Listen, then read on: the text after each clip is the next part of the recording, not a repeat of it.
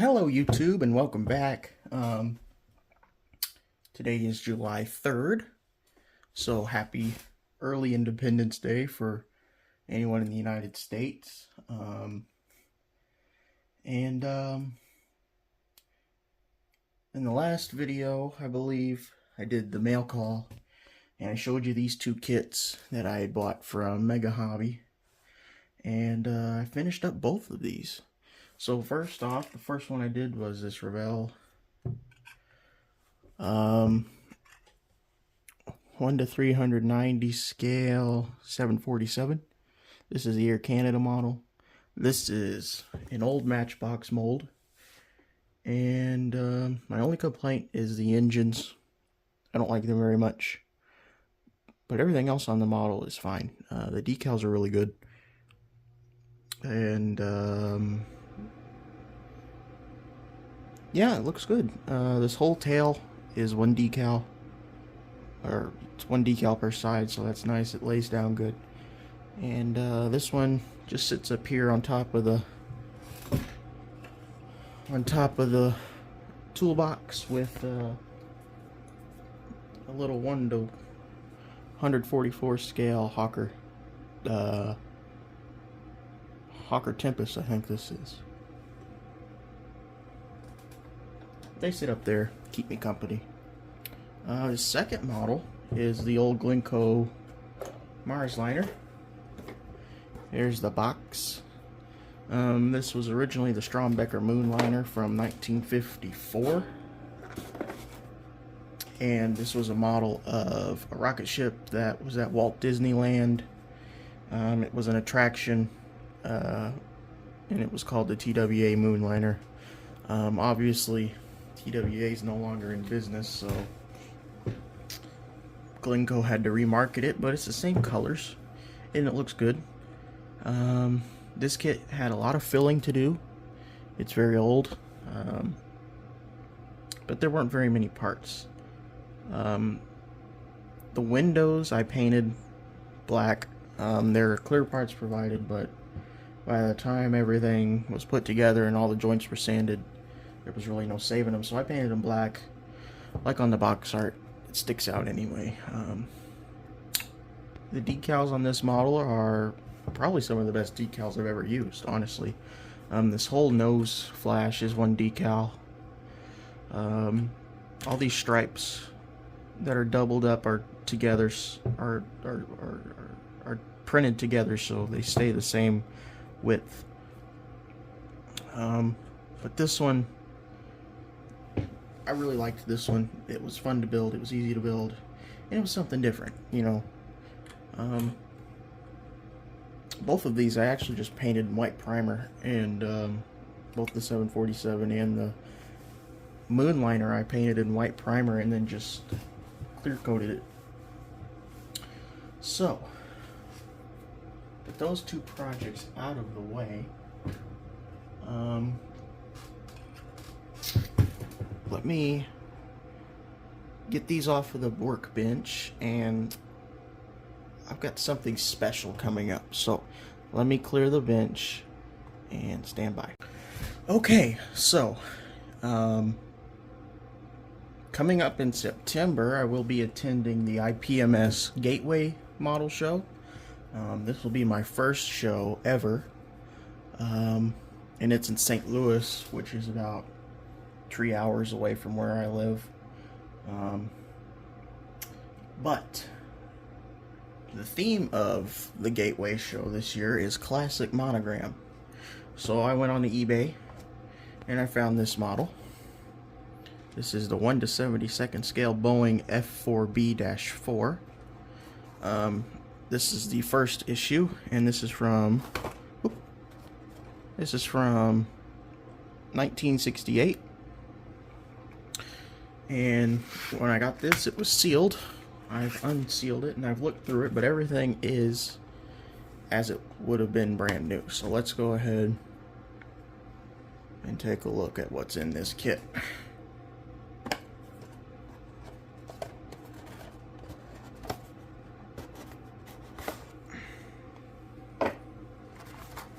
So right on top we have the decals.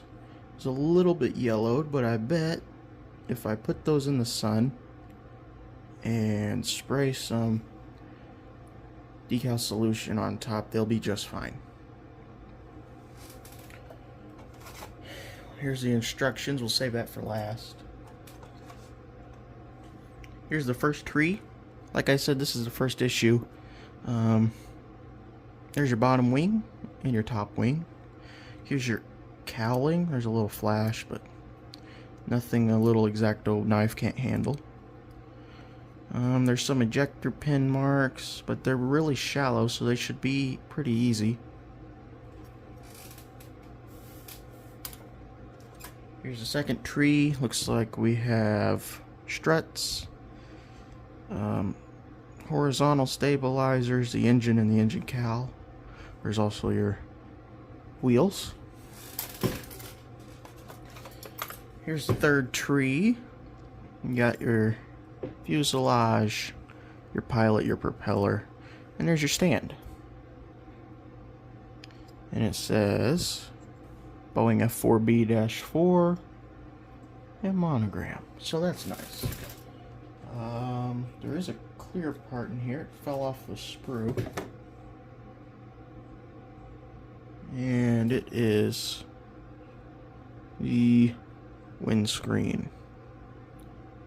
So obviously this is an open cockpit biplane. And here you go, right here, the hobby catalog number 2. This is 1:72 scale, which is 1/6 of an inch, and 1:32 scale, which is 3/8 of an inch. Copyright 1968. Right there, they're advertising the B-52 kit, and that's actually scheduled to be re-released either later this year or early next year by Revell with a bunch of photo etch aftermarket and whatnot. So Morton Grove, Illinois. It's about 5 hours north of where I live, and up until Revell was bought out, that's where they made all the Revell monogram kits. Here's your 1/72 scale airplanes. P-36, 70 cents. This is interesting though. $15 for the big B-52 with the jet sounds, which was a lot of money back then. $1.50 for your F-105, and $2 for a 3-pack of 1930s fighters. And here's the kit I have, 70 cents for the F4B. And then on the back, we have the 1/32 scale kits.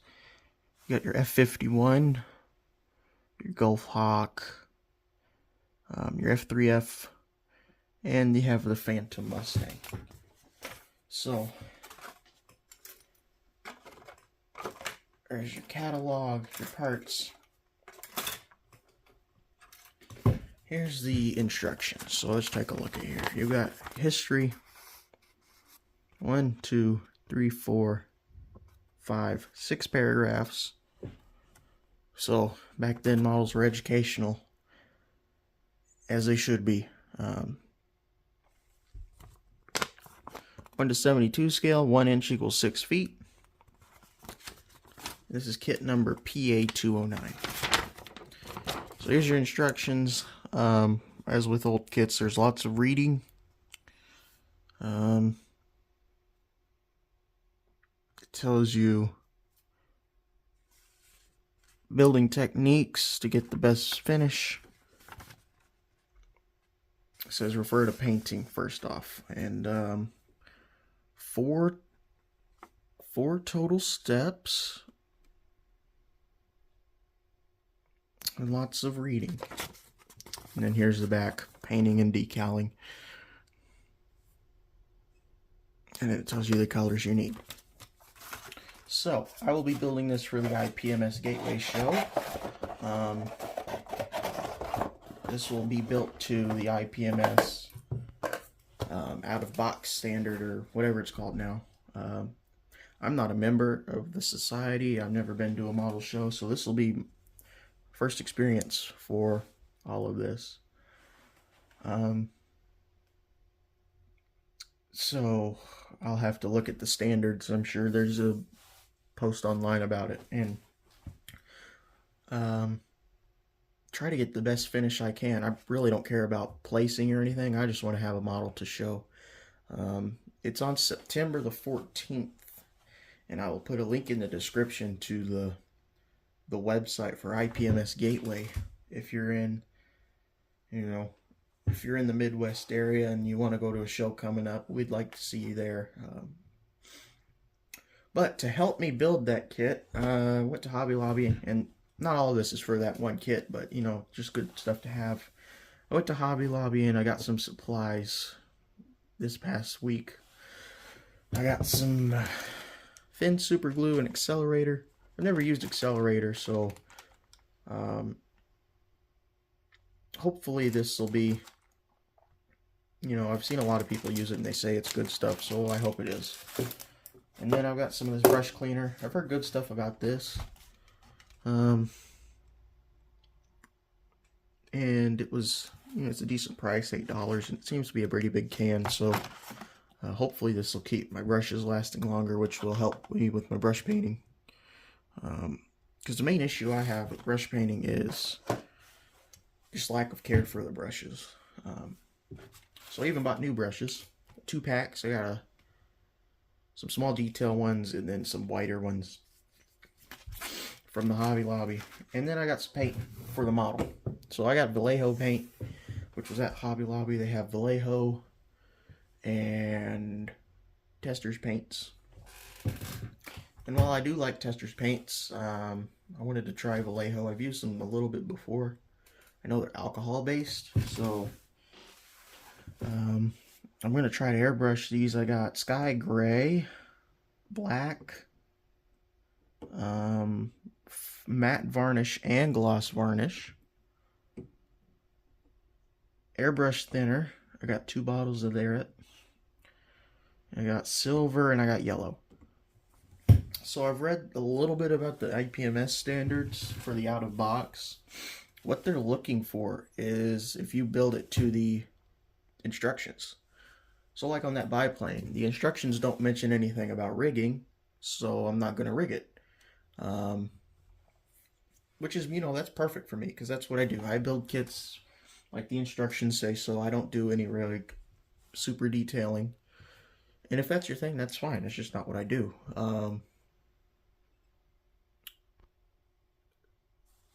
So I'm really looking forward to the show, and looking forward to this model. I got it for pretty cheap. I mean, it's a small airplane, and I got it and it's brand new. So I'm going to be working on it off and on. By the way, here is the Hemet. Still working on it. I've actually done with the tractor. I've got it painted and weathered. I haven't done anything with the missiles yet, but this is the tractor. Only short of decals. Yeah, good trumpeter model. Goes together. Complex for sure, but it goes together pretty easily if you know what you're doing. Follow the instructions and take your time. That's all I can say, But I did some new things on this. I did some black basing and some chipping. And I think it looks good. I'm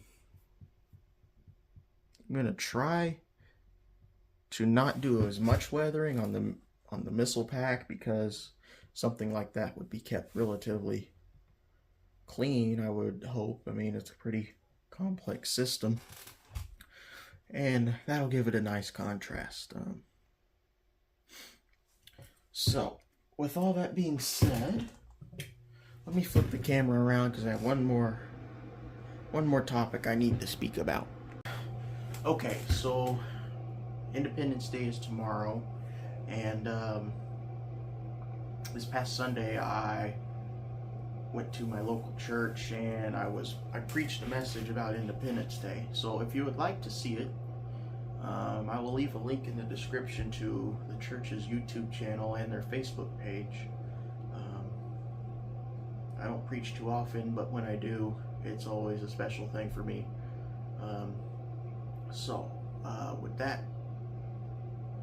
that being said, I want to thank you for all your support in the past year. I'm going to see if they're going to let me film at the show. I don't think it'll be an issue, and hopefully there'll be updates with this little Boeing, and hopefully we can get Carol back on here and she can finish painting these models. So, thank you. Have a lovely day, and happy Independence Day, and God bless you all.